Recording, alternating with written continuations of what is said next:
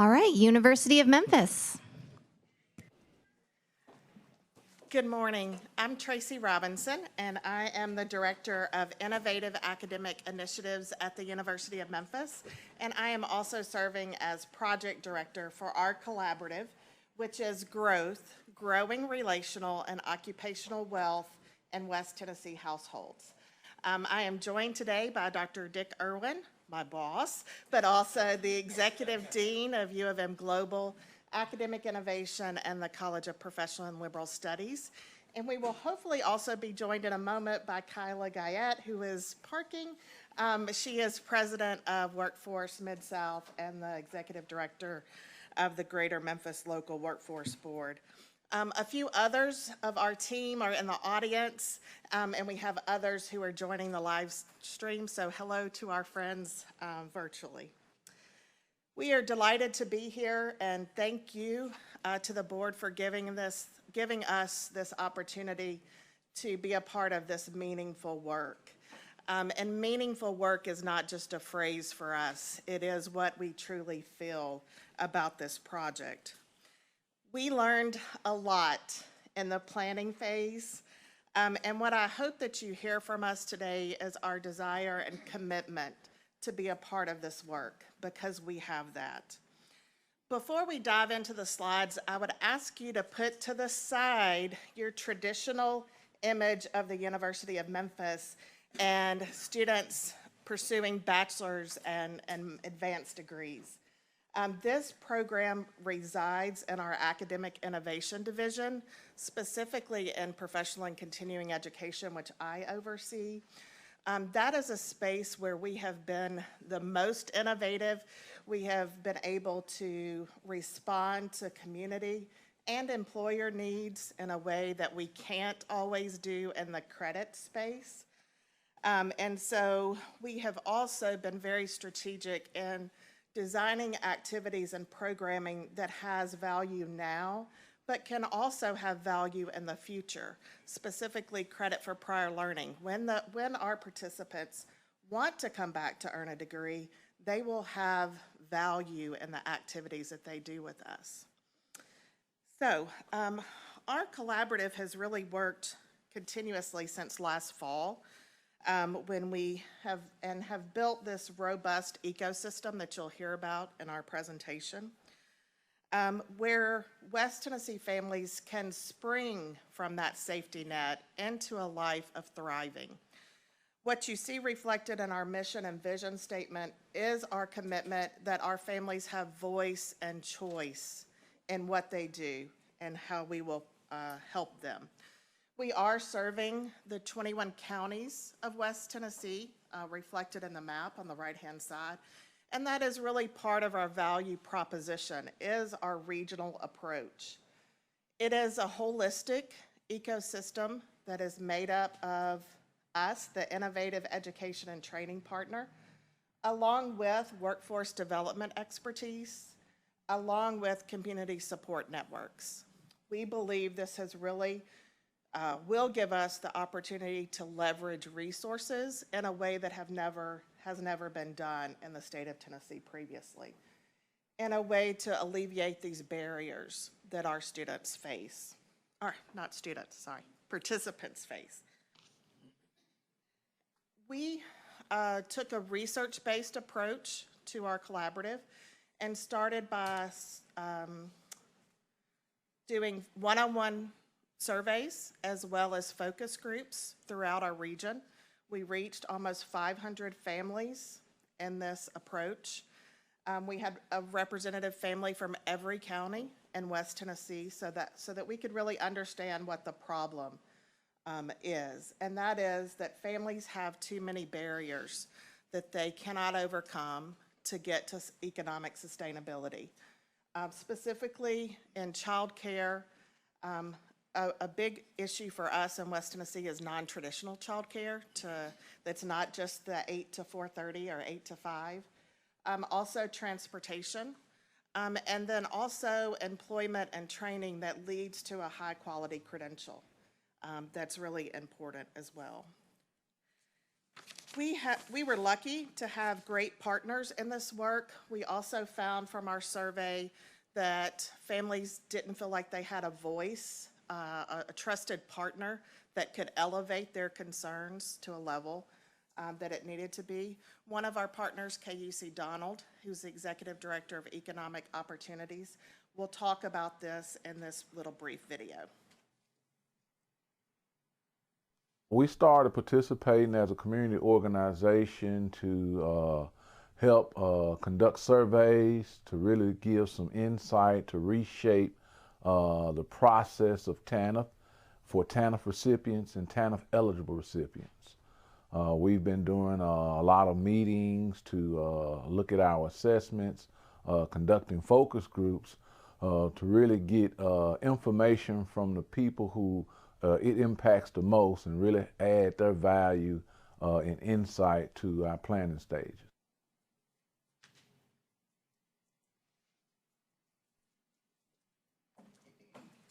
Excuse me, you guys, I had a parking issue. So I'm sure you know about that. So we want to talk about the population that we're going to serve. A little different than a lot of the presentations, we're actually planning to serve all of West Tennessee's Grand Region. So that includes all of the American Job Centers that we currently have. We have 9 official American Job Centers throughout West Tennessee that are already established, but we have 100 access points already established throughout our region. We're also going to use the University of Memphis campuses. So it's really about broadening the access points to the places where folks can get services and making sure we can do something that is replicable throughout the region. Okay, so go backward. Do you know how to go backward? Okay, so our regional approach is really what makes us different. Rather than focusing on one community, we really had the idea of leveraging the resources that exist. We already fund a very large workforce development system. We fund several systems that do duplicative work. So we really want to bring all of that together in a regional approach to figure out how do we best leverage all of those resources together to make sure folks are able to get a full wraparound of what they do. So for us, the American Job Centers, we're very job focused. We are, let's meet a need, let's get you to work. We oftentimes find that there is other things that are keeping folks from employment that we don't necessarily touch. So we are trying to have a regional approach for all of this to best serve folks that come into our centers and interact with us. Grading and leveraging resources, I will say Commissioner Carter has one slide that looks like a map that all of you have seen. It's probably my favorite slide in all of history because it really tells you the story of what folks are trying to navigate. And so we really want to bring all of that stuff that exists into a workable plan for folks. So non-traditional childcare. In all of our counties, childcare was the #1 reason folks said that they could not connect to employment. In 10 of our counties, there are less than 10 providers that actually provide childcare, approved childcare providers. We have lots of companies. If you think of FedEx, you think of the hospital systems, they're 24-hour-a-day employers. Yet we have childcare that runs from 7 to 5 or 7 to 6. So it makes a lot of those options unavailable to folks. So we really are focusing on increasing the capacity, the number of approved providers, more importantly, the number of slots, and then making sure they have non-traditional hours. Training and capital for micro business, I think, is one of the coolest things that we're really looking at. Building someone into sustainable employment and ongoing economic mobility is one thing. Building generational wealth is another. Starting a business, being able to own a business is probably the single best way that you can, one, take charge of your own future, but pass something on to your family. We also want to work through work readiness. That was something that every employer for sure told us, but lots of our respondents also talked about their need for increased work readiness. We offer some of that in the American Job Center, but it really needs to be a much more robust, much more in-depth experience. We also want to talk about transportation in a different way. So we can do bus passes and gas cards all day, right? But if you don't have a car, that's not really helpful. And if you live anywhere outside of Memphis, the very city of Memphis, that's not helpful either. There is not public transportation. So we want to help people get their own cars. So reimbursement of car notes to help folks have a long-term solution to their transportation issues. And then what's the best is we have the University of Memphis with their expertise to have a care advocacy team and really talk through how do we best leverage all of the expertise and resources to help these individuals. Okay, so of course, how do we fit with the TANF purposes? For sure, I think our most important one is to end the dependence of needy parents by promoting job preparation, work, and marriage. If you know anything about the American Job Centers, we promote work, we promote getting into that place and being able to lift yourself out of poverty and economic mobility. So we want to make sure we are promoting job preparation, work, and marriage, and providing assistance so that children could be cared for in their home. So that's part of the non-traditional childcare that we're talking about and expanding our access to that. So our universal outcomes, really quickly, increase economic status and stability. That's number one. Decrease psychological stress. We wanna help folks work through that plan and increase family engagement. We wanna make sure outside of what we traditionally do, we are able to braid in that 2-gen approach of making sure we're serving the entire family. This is what it looks like. So we have it as a circle on purpose because it really wraps around the family. And you can start up top with the University of Memphis. They're the backbone organization. They bring to the table more expertise than we can imagine, research, data, they have colleges, they have centers of excellence, all of these folks that specialize in all of these things that we are lacking. So the University of Memphis is going to serve in that capacity. They, of course, have the capacity to handle the fiscal resources and responsibility, but more important to that, they kind of are the ringmaster of the circus. Community organizations. We all know that when we serve folks in poverty, they tend to have a lack of trust for programs and providers. So we're working with community networks that already have earned that level of stability within their community. They already are deeply entrenched and already are serving folks, just need to be able to do it in a more robust way. The workforce boards. So like I said, we have a network of established locations throughout West Tennessee. We are deeply embedded into those communities. We work with employers, we work with job seekers. We are there to fill that need and connect folks to employment. Employers, a little different than some other presentations. We have employers that have bought in a very meaningful way. Not only will I take you and potentially hire you, they've signed on to say, we are going to hire graduates of this program at this dollar amount, I will take them. So they are ready to put their hiring where their mouth is and say, we guarantee jobs for folks. Also with employers, they've committed to continuous learning. So once you get a job at FedEx or Nike, you're able to continue to learn through that process. And then we have our care advocacy team.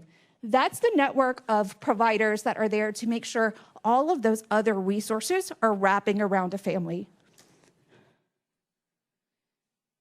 This will tell you, American Job Center sees a person, here's their job, what they need. I think you need a care resource coordinator. She's gonna say, okay. She calls in the troops, right?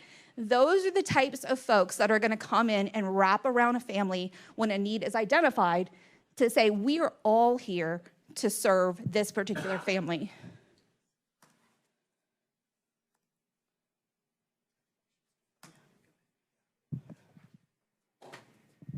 With the short time that we have left, I get to address the outcomes.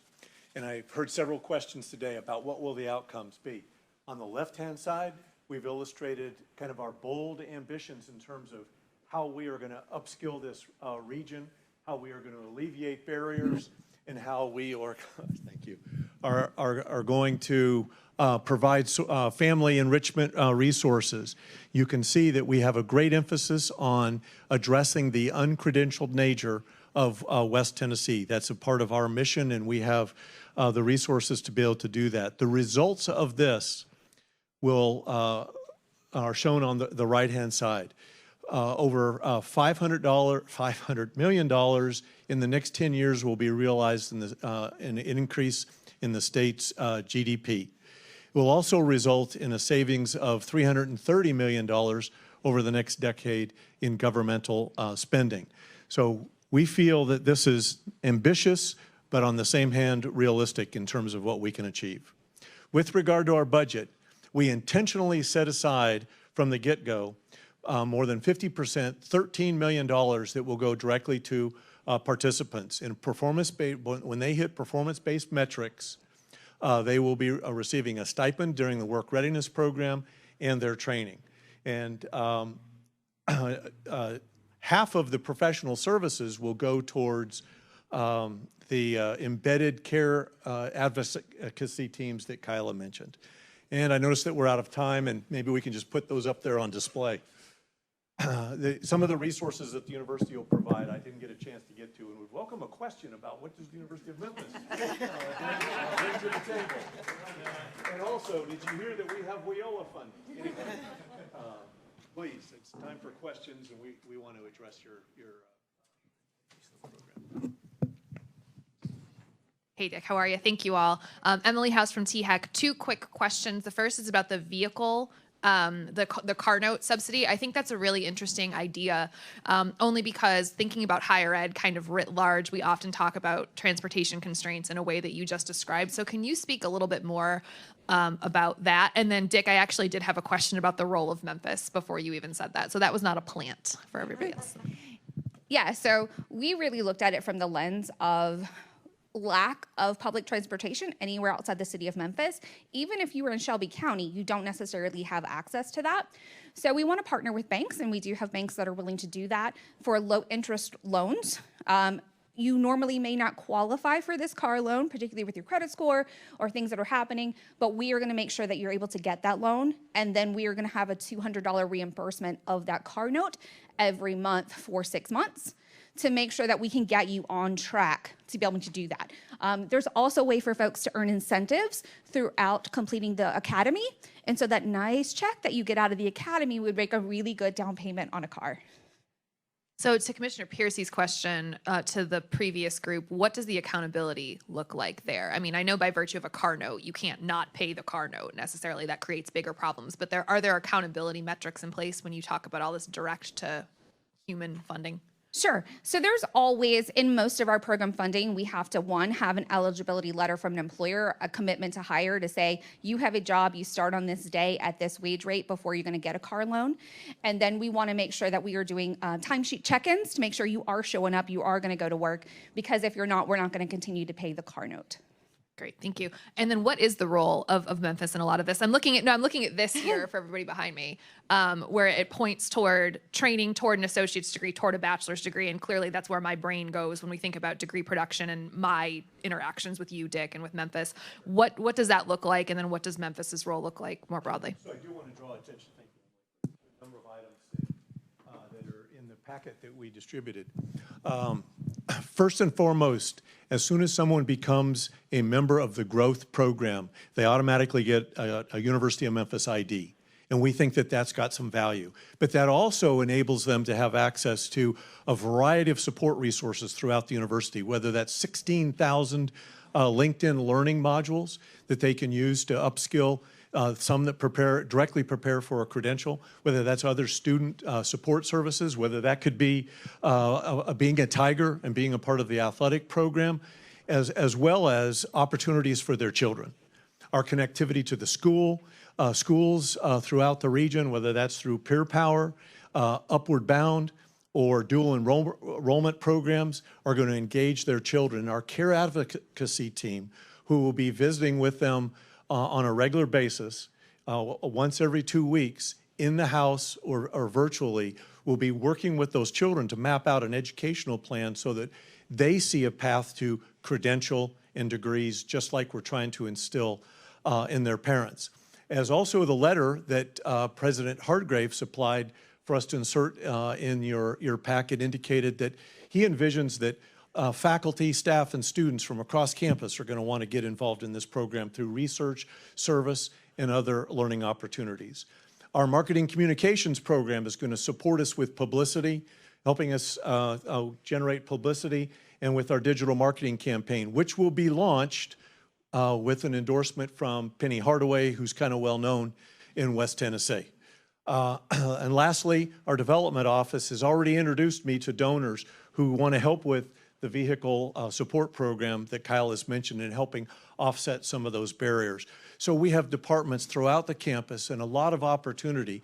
And Tracy mentioned ELC, which is the card that you were flashing. That's our conversion. The lifetime value of a training expenditure is hard to calculate, because it will not only lead to a credential that leads to a higher paying job, but at the appropriate time, they may use that, and we will convert that to experiential learning credit that's applicable to an associate's degree at one of our partner institutions, as well as a bachelor's degree when the appropriate time arises. So there's an extension. Maximizing the expenditure over and over again will help the cost efficiency of our program. Yes, sir. Just, here you go. You want mine? You got to answer. Somebody go ahead. I think the care teams are essential, but I'm having a hard time. That was a wonderful graphic, by the way, of people clapping their hands and rolling their all that. But that was a lot of people. I can see that for 25 people. I can maybe even see care teams for 50 people. I'm having a real hard time getting my head around providing care teams for 2,000 people.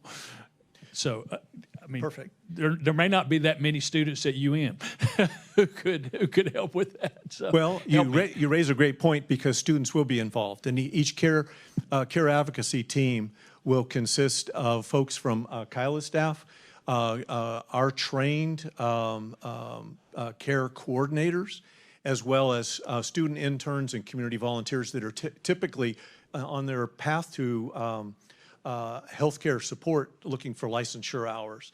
And so we have boiled it down to a 10-to-1 ratio, which means that's where the biweekly contact comes in, and we consider that people are going to cycle out and others are going to cycle in to address the volume that we've put in the outcomes. So we really have put a lot of thought into how we can ensure that there is, we maintain a reasonable ratio and help people through that cycle. And I will say, through the American Job Centers, we also already have a network of 100 community partners that have their capacity as well to wrap around folks.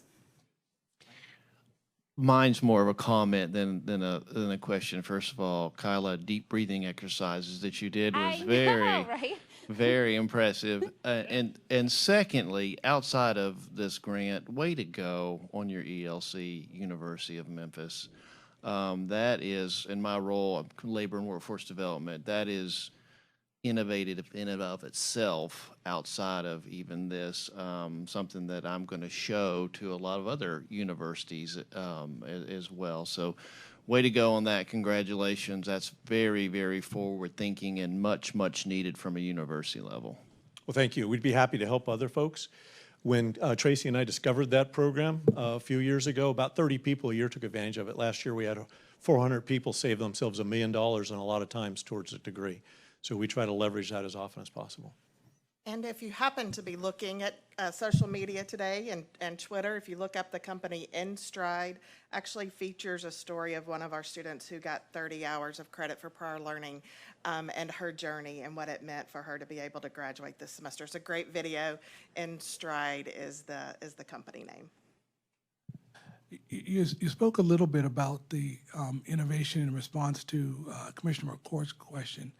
Could you tell me a little bit more about what is innovative writ large about this approach and why?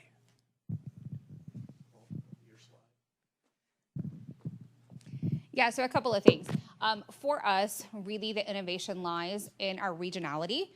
There is not that happening. Much to your slide that you talk about, there is a maze of opportunities that are out there that are nearly impossible for folks to navigate on their own. And so we are really looking through the American Job Centers to be those lighthouses in poverty, to say we will bring together all of those resources for you. We will wrap all of those resources around you. And even better than that, you can not only get trained for your job, you can get early learning earned or learning credits to go to the University of Memphis and get a degree. We want to make sure you can do that. But I think cool about it is the LIFE program and some of the other programs that they have developed with employers. So for those programs, I'll let Dr. Irwin talk about it. But once you sign on with those employers, they are paying for you to keep you going to school. They are paying for you to keep moving up that ladder of economic mobility. So our employers are really invested into this. We're putting some onus onto employers. We're also having employers sign up to be employers of choice. And that means going through poverty simulations. That is talking through what it looks like to be someone in poverty. What does that feel like? You know, we've had a kind of well-known employers that have come to us and said, people can't even show up 20 minutes on time for a job interview. Do you know they took 3 buses to get there? Do you know they came from a house with no electricity? All of that kind of stuff. We want employers to really understand who our customer is and what they are trying to accomplish. So that's a little different, that we have employers really at the table bought in to say, we want to be part of the solution long term. And then it's really all about the innovative ways that we're going to help with supportive services. Having childcare at major employers, having childcare facilities in our American Job Centers. It's not an American Job Center, it's a Mid-South Opportunity Center, don't get nervous. But it's a really large community center that will also have childcare there for folks that want to participate in training. So we're trying to meet folks where they are and be as innovative as we can about how do we meet those needs. Because obviously paying for childcare with incentives or giving bus passes and gas cards hasn't really worked for us. So we've got to get as innovative as we can. And I also think the microloans are really important. Helping folks get access to a $50,000 loan to start a business can change families. That doesn't just change a person. That's able to change the trajectory of a family. Hey, Lisa Piercy, Department of Health.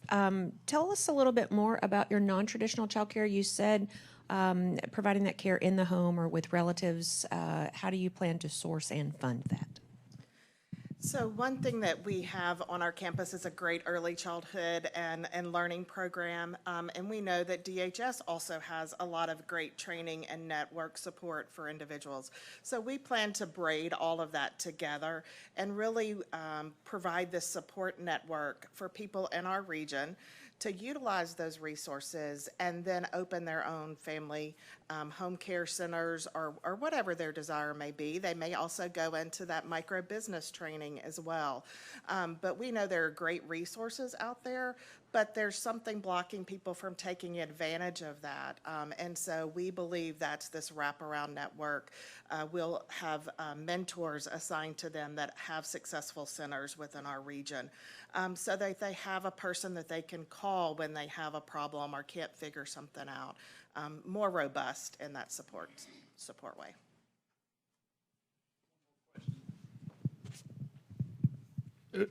Who is the we? You said we're going to wrap these services around. We're going to make people do things they've never done before to work together. We're going to. Who's the we? It's our collaborative. It is the conversations that we have been able to have during this planning stage. It's our community organizations. It's the University of Memphis. It's the workforce boards. It is getting the experts on our campus, the University of Memphis campus, to the table. There, in 20 years in higher education and in the Memphis area, I've never seen more people sitting down at the table talking about these issues, and more importantly, the solutions to the issues. And also, very importantly, is the voice of our participants, our families. We'll have a community advisory board. We'll have an industry advisory board made up of employers. They've already committed to that. So it is a collective and an ecosystem that I've never seen in the West Tennessee area. Or east.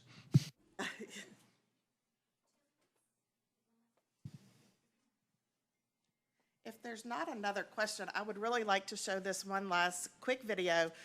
We were able to have a former TNF recipient who worked with us during our planning stage, and she really says a lot of great things about the way that we work together, and I think it's important for you to hear it. First, I am a customer, so I understand what it's like to have hardship, to not have the things needed to take care of your family, because no one plans for that to happen. But we also know that situations occur. Generational practices are passed. So working with the University of Memphis has assured me that the next group of TANF recipients in low-income families will have the resources needed. Over the past 12, 15 years, but the University of Memphis has outlined a process that will ensure that a lot of our customers have the tools and resources needed to not repeat services. First, So we want to thank you for this opportunity to share growth and share our program, and potentially have an opportunity to be a part of the pilot program and see how we can change lives and impact families in